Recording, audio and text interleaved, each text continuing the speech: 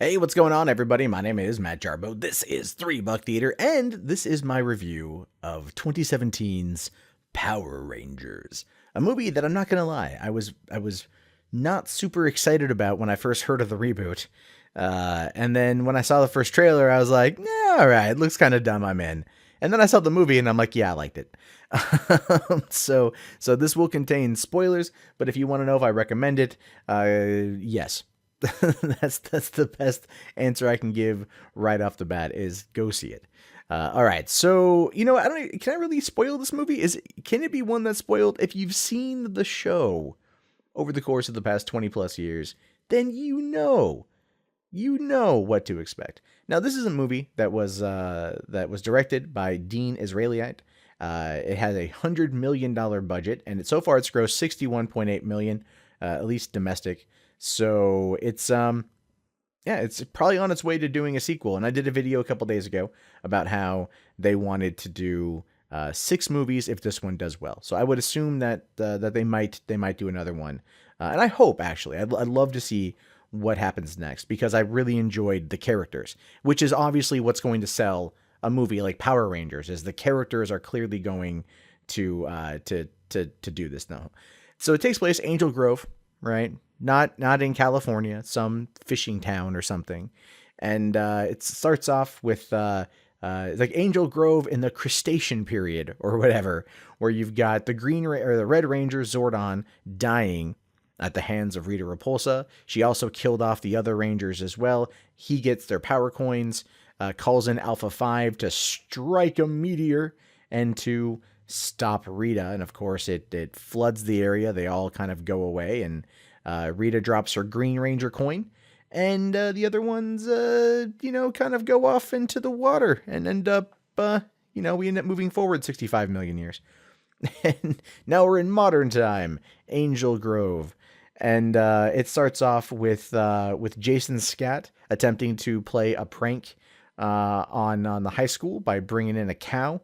And again, it was a good character moment for him because it was funny. He was leading some other football players, and just kind of acting like Jason, and then he gets busted, gets arrested, ends up having to go to Saturday school, which is where he meets Kimberly Hart, who is also there for punching out another guy's tooth.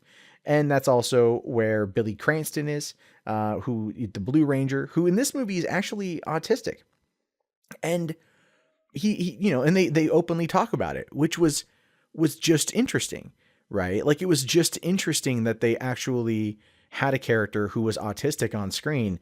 And Billy was my favorite character, like hands down my favorite character, because he was the most like lovable, right? Like, he did a good job playing up that whole thing, and also really trying to kind of like, bring everyone together. He was very much the heart and soul of the team, probably more so than Jason. And it's supposedly, Jason's job to lead them. Then, of course, you have Becky G as Trini Kwan, which is caught a little bit of flack for a couple different things. One, Becky G stands for Rebecca Gomez, playing Trini Kwan, who clearly has an Asian name, but played by a Latina actress. None of that bothered me at all. And then, of course, there's the LGBT subplot. That's not a subplot at all. It's literally just a question that Zach asks her. It's like, oh, boyfriend troubles? And then it's like, girlfriend troubles? And then she never answers, and that's it. And believe it or not, that little interaction right there, even though there's no clear definition of whether or not she is one way or another, or if she's just questioning her sexuality, garnered the film an 18 plus rating in Russia. That is ridiculous. And then, of course, Ludi Lin is Zach Taylor, the Black Ranger, who was my least favorite Ranger. He grew on me as the movie went on, but I felt like the movie was very much trying to bring him and Trini, to, like, they were trying to force them into the story, right? The story clearly centered around Jason, Kimberly, and Billy, more so Jason and Kimberly as the story progressed. But in the beginning, it was Jason and Billy. And then Trini and Zach were just kind of like, they were there.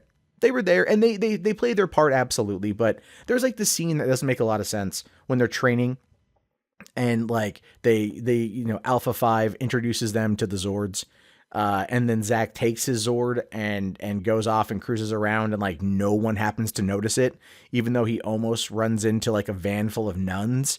No one happens to notice it whatsoever.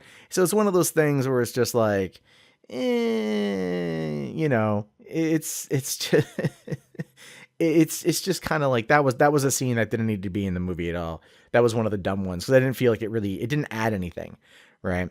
But them as a group, I think they do work. They have good chemistry together, especially Jason, Billy, and Kimberly. Trini and Zack do get better towards the end of the movie, so they either just kind of brought them into it more. But again, by the end, it felt like they were a team, and it felt like they were the Rangers, and it kind of reminded me of just when I was a kid. And I don't know if that's necessarily a nostalgia thing. I don't know if it was just me being sentimental because I'm watching this movie on my 35th birthday, and I don't know. But ultimately, I really enjoyed what I saw.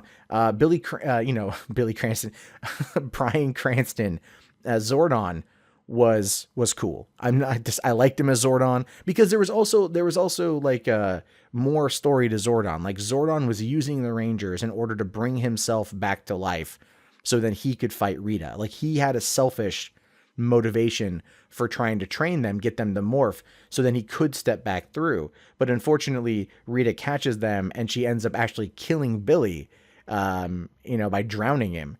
And they have to bring him back, and Zordon actually then revives Billy instead of himself. So it's a moment of sacrifice. It didn't make a great deal of sense because there's like no real explanation for how it happened. It just fucking happened. But at the same time, like you kind of figured it was going to happen. Bill Hader voiced Alpha 5, who was good. Bill Hader and pretty much anything is always good. So I enjoyed that quite a bit. They gave him a bit more kind of zaniness, a little bit more, craziness. But then again, he'd been sitting there by himself alone for like 65 million years or something. Right. So he even says it's so lonely, and you're like, okay, so he's a little bonkers because he's been on his own for that long. Now the other part of this movie is Elizabeth Banks as Rita Repulsa. Right. Like that was a hard one to kind of buy at first, but she walked the fine line between campy and scary, right? Like she played it, and you could tell that she had a lot of fun playing this role. You could tell she had a lot of fun doing it. And there's like this cool scene with her, like as she's trying to like get gold to build Goldar, and so she's like taking bums and like ripping out their teeth and like using it to build her staff or her scepter, whatever it's called. So you see like gold teeth that are like lining this thing. So it's a really cool prop design, which I found was really interesting. And of course she's like, like goes into a jewelry store and starts like trying to eat gold. And then like a cop comes in and she like just burns the place down. Right. But then she finds out what I love though. And this is great too, is they're looking for the Zeo crystal, right? Well, the Zeo crystal was buried underneath a Krispy Kreme. And so for the latter half of the movie, when that was discovered, she kept saying, we need to go to the Krispy Kreme. Like Krispy Kreme paid a lot of money to this movie to have it be like the centerpiece. Right. And there's even a shot of her during like the final fight scene where she starts like she goes into the Krispy Kreme and she eats a donut while Goldar is like walking around like outside trying to fight off the Zords. And I'm just like, oh God, but like, that was the whole point of the film is it's super campy. It's super crazy. It's, they don't take it too seriously all the time. And I just felt that it worked. The stuff with the Zords themselves, I felt was a little wonky. It didn't really feel like it fit. You know what I mean? Because like the whole thing with it is like, these are kaijus, right? Essentially. And we want the Megazord. And, the Zords themselves are always kind of cool because they even play like the Go-Go Power Rangers song during the scene where they get their Zords and they're flying into Angel Grove to fight back and everything else. And that was pretty cool. And then, all like Rita raises her putty army and they're trying to fight the putties. And then like Kanye's song Power kicks on. Or Stronger, whatever it is, kicks in from the trailer, but they put it in the movie. And again, I just liked how it felt, but then of course, like they're trying to hold the line and stop Goldar, who I feel could just pick up any one of them at any point in time and shove them into the hole. That's the whole thing with the Zords. The Zords make no sense on their own because they know they didn't feel like they had an impact on them at all. And then, he shoves them all in the hole, and then they end up becoming the Megazord. But the way they handled the Megazord, I thought was really interesting, because I was, as I knew it was coming, right? Because clearly they're all gonna Kimberly was, picking up Billy, I think, and almost attaching to him in basically that particular fashion. You could see that whole thing was coming. I'm like, how are they going to handle the control center? Because in the show, it was always like they morphed together to make the Megazord, and then they were all in the control room. And how would that happen, right? Well, the way it happens here, and this is interesting, is they are each take over an extremity, right? So like Billy and Zach take the legs, and I think Trini and Kimberly take the arms, while Jason operates the head or whatever else. And so then they start combining, they each have to handle one part of the Zord, and it's them working in unison, which will then allow them to defeat Goldar, which they do. And I thought that was really cool. Actually, I thought that was a really interesting way of tackling that particular problem that I noticed from the show way back in the day. And I like that quite a bit. But that being said, they also, they defeat Goldar, and then they knock Rita, basically, they slap Rita into space, and so she's now frozen somewhere floating around in space. And then, of course, everyone in Angel Grove, who now looks at half a destroyed city, knows that the Rangers exist and everything. And they kind of put the mantle down. You know what I mean? They're not always the Rangers. So it's if they ever have a problem with Rita again, then of course there's going to be, they'll come back. But so I like that it's kind of a thing that's not going to be required of them constantly. They get to live their life a little bit, which I thought was pretty cool. But there was also no romance between Jason and Kimberly. They were leading to it, but they never kissed. They never hooked up, which I did like that as well. That forced romance wasn't there, that it might take place in future films if they get the arcs. So that's interesting as well. But at the end of this whole thing, I personally enjoyed it. I felt that the movie set out to do exactly what it did. There was a couple things here and there, like I said, the Zords didn't make a lot of sense.